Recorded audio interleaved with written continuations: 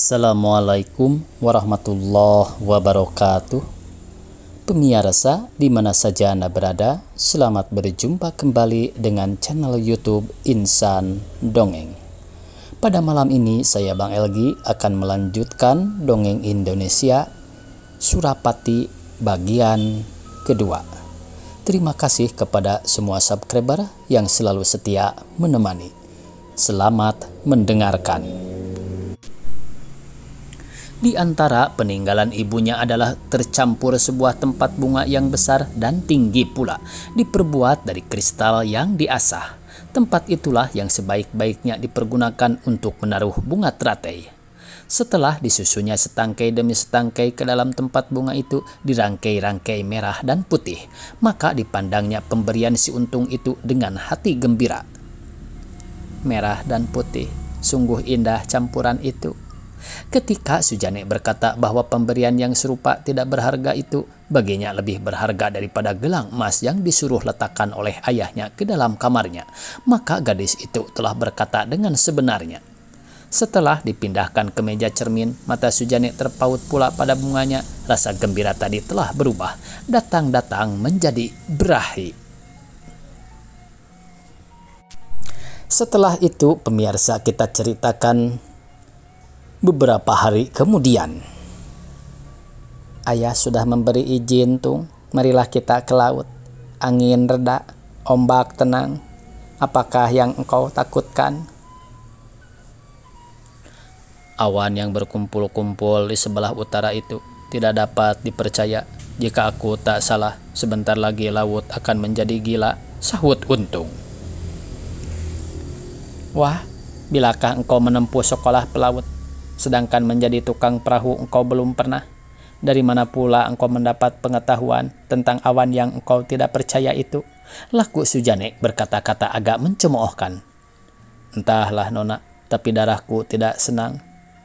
Wah, lihatlah berapa banyaknya perahu yang turun. Semua orang pelaut yang patut mengetahui jika ada sesuatu bencana akan datang. Rupanya mereka tidak khawatir sebab masing-masing tinggal di laut. Sebab mereka pelaut, maka tidak khawatir. Jika laut menjadi gila, mereka akan dapat menguasai perahunya. Perahu yang dibawa ke laut itu lebih kokoh daripada perahu kita. Luar daripada itu, aku baru pandai menjadi jurumudi di Ciliwung. Di lautan raya ada lain bicara, sahut Untung. Cis, jika takut, tinggallah di darat. Aku pandai mendayung dan pandai mengemudi. Ayah telah memberi izin, engkau boleh tinggal melihatkan dari tepi pantai. Di antara segala akan kata menghina, si Untung menganggap dirinya akan sangat terhina. Jika ia dikatakan takut, mendengar perkataan itu darahnya naik, matanya gelap. Berbahaya tidak pekerjaan itu sudah tidak menjadi soal lagi. Dengan hati panas Sujanek diturutkannya dari belakang. Nanti hendak diperlihatkannya bahwa ia tidak tahu takut. Sujanek menghampiri sebuah perahu kecil yang tertambat di tepi pelabuhan. Memang sesungguhnya perahu itu hanya dapat dibawa keluar pelabuhan jika laut sedang tenang. Sekalian orang berpangkat di dalam jabatan kompeni ada mempunyai perahu yang biasa dipakai berdayung di Ciliwung atau paling jauh di pelabuhan. Hanya sekali-kali ada yang berani keluar pelabuhan, yaitu jika hari baik, angin reda dan laut tidak berombak. Edelir Moore sendiri belum pernah memakai perahunya itu, karena itu tak dapat meluangkan waktu untuk pesiar. Barang itu disediakan untuk anaknya saja. Sujanek melepaskan tali pengikat perahu dengan tidak berkata sepatah juga, lalu turunlah ia ke perahu, diturutkan oleh si Untung. Sudah tentu si Untung mengambil tempat di bangku jurumudi. Sujanek duduk di hadapannya. Pendayung yang hanya satu-satunya telah diambil oleh si Untung. Si Untung mendayung sambil mengemudi. Setelah lama berdiam diri, maka berkatalah ia, mudah-mudahan keras kepalamu ini tidak akan membawa bencana. Wah, kamu ada-ada saja. Hanya sekian, jawab Sujanek. Lama-kelamaan sampailah mereka keluar pelabuhan. Laut yang datar dan tenang pada mulanya tiba-tiba telah berubah menjadi berombak-ombak. Perahu yang ringan dan kecil itu telah dipukul diombang-ambing bagaikan papan sebilah yang terapung-apung di tengah gelombang. Masih takut, Untung? Si Untung tidak menyahut. Dengan hati bimbang ia pun memandang pada gelombang yang berangsur-angsur membesar. Sekonyong-konyong datanglah ombak yang tinggi, lalu memecah di tepi perahu. Seketika itu juga air telah tergenang dalam perahu.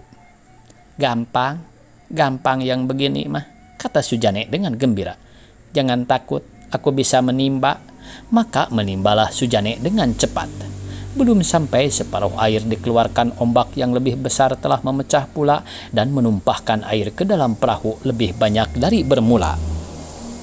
Sujane mulai merasa cemas. Barangkali lebih baik kita memutar haluan, Tung. Oh, bukankah maksud kita hendak ke Pulau Edam? Sahut Untung. Janganlah berolok-olok, Untung. Lihatlah ombak itu.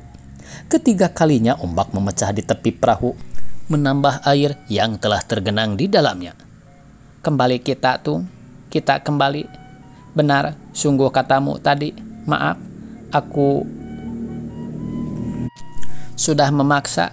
Jika tidak kembali, niscaya kita celaka. Putar haluan, Tung. Aku takut. Aku minta engkau memutar haluan dengan segera. Percepatlah menimba air, kata si Untung. Meskipun ia sudah cemas, tapi lakunya tetap tenang. Sementara itu perahu telah berputar menuju jalan pulang. Angin berangsur-angsur menjadi besar, akhirnya berubah menjadi taufan. Gelombang bertambah tinggi, bertambah rapat. Daripada keluar, lebih banyak air yang masuk perahu. Antara sebentar datang tambahnya. Dengan bibir terkatup, mata memandang berkeliling mengintai-ngintai ombak yang datang menyerang, si Untung berdayung sekuat-kuat sambil membelokkan jalan perahu, menghindar-hindarkan ombak. Sujane pun tidak berkata-kata. Tangan yang hampir lemas karena menimba air tinggal menumpuk kedua belahnya ke bibir perahu, sedang air yang masuk sudah tidak dihiraukannya lagi. Laut makin gila, air yang masuk makin banyak. Hendak menimba, si Untung tidak berani karena ia tak dapat melepaskan kemudi. Maka berdayunglah ia sekuat-kuatnya menuju ke pantai, hendak menghindarkan laut yang gila itu. Sia-sia segulung ombak yang amat besar datang meliputi seluruh perahu dan terus menenggelamkan. Dengan seketika, Sujane menjerit. Jika si Untung tidak segera menyambarnya, niscaya ia akan tenggelam. Bantu, Non. Bantu berenang. Sebentar saja. Sekuat-kuatnya tenaga. Ada arus. Sungguh pun Sujane tidak mengerti apa yang dimaksud dengan ada arus. Ada arus itu, tapi ia menggerakkan kaki dan tangan secepat-cepatnya. Ia merasa bahwa mereka sedang hanyut ke arah laut. Bantu, Non. Bantu, kata si Untung pula dengan cemas. Sedikit lagi. Sesudah itu ia pun menarik napas panjang lalu berkata, syukurlah. Sujane merasa bahwa mereka tidak hanyut lagi di bawah arus, melainkan dapat maju ke muka sedikit demi sedikit. Syukurlah, kata si Untung sekali lagi, sambil menunjuk ke arah perahu yang dibawa arus ke tengah laut. Makin lama makin cepat dan makin jauh. Serambut lagi, hanya nama kita yang akan pulang, Nona. Sujane tidak menyahut. Kaki dan tangan berasa lemas, tak dapat digerakkan lagi. Maka dibiarkannya saja si Untung memeluk pinggangnya. Sedang dayanya akan membantu-bantu berenang sudah tak ada lagi. Sesudah keluar dari arus, pekerjaan si Untung makin enteng. Lalu berenanglah ia membawa beban yang sudah tidak berdaya itu. Sujane bukan saja tidak menolong lagi, tetapi telah menjadi rintangan karena ia telah pingsan. Hampir setengah jam lamanya si Untung berenang sambil menyeret Sujane. Akhirnya ia sendiri berasa pula bahwa tak akan lama lagi ia dapat menahan. Sebentar lagi kekuatannya akan habis dan akan tenggelamlah ia bersama-sama Sujane. Jika tidak dilihatnya bahwa sebuah perahu bertolak dari pantai dan datang menemuinya secepat-cepat berdayung, mungkin ia tak akan kuat berenang lagi. Sambil memusatkan harapan kepada bantuan yang datang menghampirinya itu, si Untung dapat juga mengumpulkan segala tenaga yang ada padanya. Pemandangannya menjadi gelap, kaki dan tangan hampir tidak berdaya lagi, maka tenggelamlah si Untung bersama Sujane. Pendayung-pendayung yang diulurkan dari perahu sudah tak dapat disambarnya lagi. Dengan tidak memikir panjang, kedua orang yang membawa perahu itu terjun masuk ke laut, dan tidak lama kemudian kedua orang yang telah pingsan itu dapatlah dinaikkan ke dalam perahu. Sebelum sampai ke pelabuhan, si Untung telah membuka mata serta sadar akan dirinya. Terlebih dahulu dipandangnya Sujane yang masih pingsan. Hanya napas yang tenang dan selesai terdengarnya menunjukkan bahwa ia masih hidup. Sesampai ke darat, Sujane diangkat ke dalam bangsal lalu ditidurkan di atas sebuah balai-balai. Si Untung pulang tergesa-gesa buat memberitahukan kepada Edelermur dan mencari kawan yang akan membawa Sujane pulang ke rumahnya. Tidak lama kemudian siaplah tanduk lalu dibawa ke pelabuhan. Tuan Mur pun menyertai pula, hatinya cemas pada awalnya menjadi senang ketika ia sampai ke bangsal. Karena didapatinya anaknya telah sadar akan dirinya, hanya pakaian yang basah kuyup serta rambut yang kusut saja memberi tanda bahwa ia baru terlepas dari bahaya. Untung, demikian kata Tuan Mur dengan amarah. Sebab apa? Maka sampai begini. Jangan si Untung, ayah. Salahkan, sahut Sujane. Saya yang memaksa turun ke laut.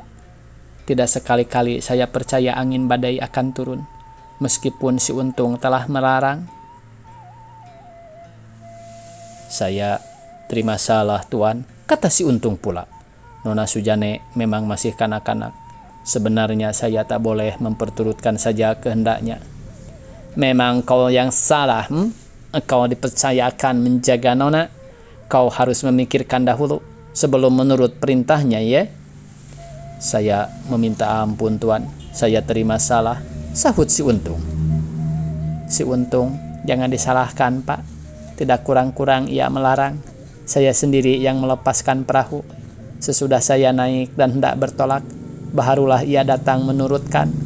Bukankah Papa telah berkata bahwa ia harus menurut segala perintah saya? Jika Tuan Mur agak arif, akan insaplah ia bahwa antara kedua anak muda itu telah ada berada.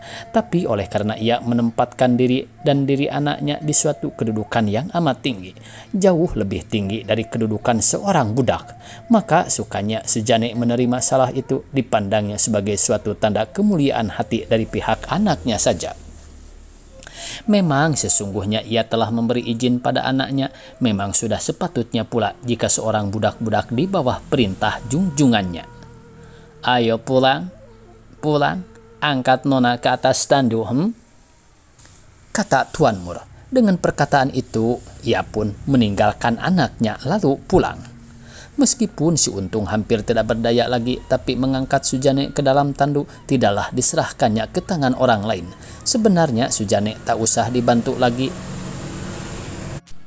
Tapi jika si Untung sendiri yang memeluk dan memindahkannya ke dalam tanduk, ia pun tidak berkeberatan.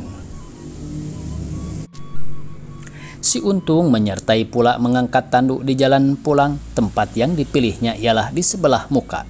Sepanjang-panjang jalan, Sujane tidak melepaskan pandangan dari si Untung yang berjalan menanai tanduk di hadapannya. Mulai dari kepala sampai ke kaki diamat-amati, dibanding-bandingkannya dengan sekalian laki-laki yang lain.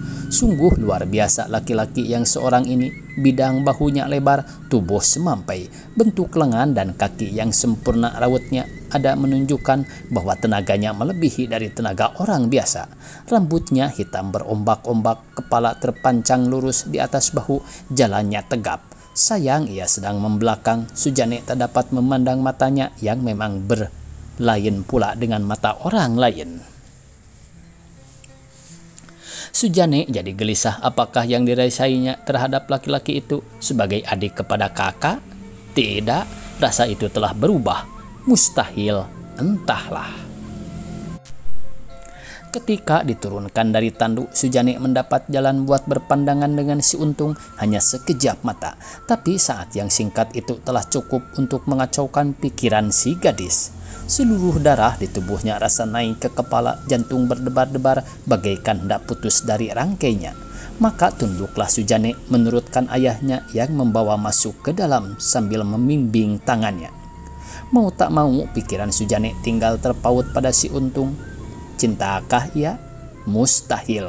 Tak mungkin ia akan menjadi kekasih seorang budak belian dan bangsa kulit hitam pula. Sujane belum pernah merasai benci kepada sesuatu bangsa, walau bangsa apapun juga.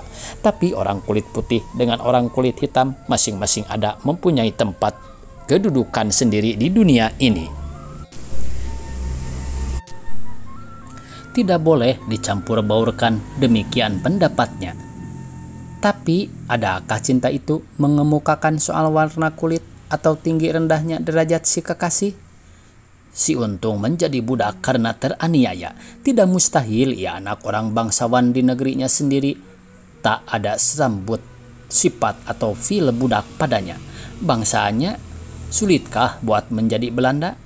Bukankah sebagian besar dari peranakan telah menjadi Belanda?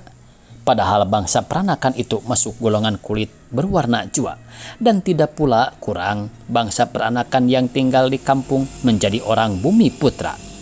Buat si Untung tidak susah akan pindah menjadi orang Belanda. Adat istiadat orang Belanda sudah diketahuinya. Bahasa Belanda tidak asing lagi baginya. Jika ia diajar, sebentar juga ia akan dapat mencampurkan diri ke dalam pergaulan orang Belanda. Tidak akan ada yang dapat membedakannya dengan bangsa peranakan. Dalam memikir-mikirkan itu, Sujane terlayang tidur. Yang dimimpi-mimpikannya tidaklah lain melainkan si Untung. Pagi-pagi pukul 8 Edelirmur meninggalkan rumah menuju ke pelabuhan karena banyak pekerjaan yang harus diselesaikannya. Sujane duduk di bangku kebun di belakang rumah sambil bermenung-menung pula. Air mukanya agak keruh. Mata yang lekuk menunjukkan bahwa pada malam itu ia kurang tidur. Sesungguhnya Sujane hampir tidak tidur. Tiap-tiap terlayang maka tampaklah si Untung berdiri di mukanya. Sekali datangnya merupai budak yang dirantai dan berpakaian compang-camping, sekali pula datang menjelma sebagai seorang satria yang gagah perkasa. Ada kalanya ia pun merupakan seorang dewa yang datang hendak melindungi Sujane. Yang tidak berubah-ubah hanyalah pandangan matanya. Mata itu memandang dengan setia, tapi antara sebentar memancarlah sinar asyik berahi yang menggemparkan darah Sujane. Sujane melayangkan pula pikirannya ke arah yang lain. Ayahnya telah 2 kali bercerita bahwa Herman de Wilde telah berkenan meminangnya. De Wilde adalah seorang bangsa Belanda yang masih muda dan berpangkat tinggi serta hartawan pula. Tak akan ada yang akan menjadi cacat pada orang itu. Sungguh sangat patut untuk menjadi suaminya.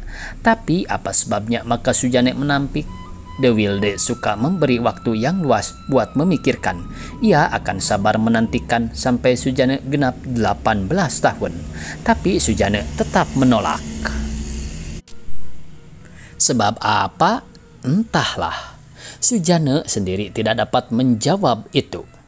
Hanya ia tahu tiap-tiap memikirkan hal Herman de Wilde, maka membayanglah wajah si Untung yang berseri-seri di mukanya. Dan semakin tetap hatinya menampik de Wilde buat selama-lamanya. Itulah yang mengacaukan pikiran Sujane semalam-malam itu. Maka ia hampir tak tidur. Itu pula yang dipikirkannya ketika ia duduk termenung-menung di atas bangku. Dan adalah pula yang membimbangkan pikirannya. Si Untung memang sudah mendapat pendidikan Belanda, tapi sukakah ia menjadi orang Belanda? Jika ia, Sujane hendak hidup bersama-sama dengan si Untung. Haruslah suaminya itu suka menjadi orang Belanda. Jika tak suka, tentu tak mungkin terjadi perkawinan. Si Untung datang menghampiri lalu duduk pula berjuntai di atas bangku yang lain dekat Sujane. Sejurus lamanya kedua mereka itu duduk berpandangan seolah-olah segan hendak mengeluarkan kata hatinya. Setelah berpandangan, keduanya menundukkan mata bagaikan orang yang malu-malu. Muka Sujane telah menjadi merah jambu. Jemu menentang ke tanah, matanya melayang ke atas seolah-olah hendak memerhatikan jalannya awan yang bergerak di langit biru. Waktunya habis pemirsa. Dicukupkan sekian. Semoga esok kita bisa berjumpa kembali. Billahi taufiq wal hidayah. Wassalamualaikum warahmatullahi wabarakatuh.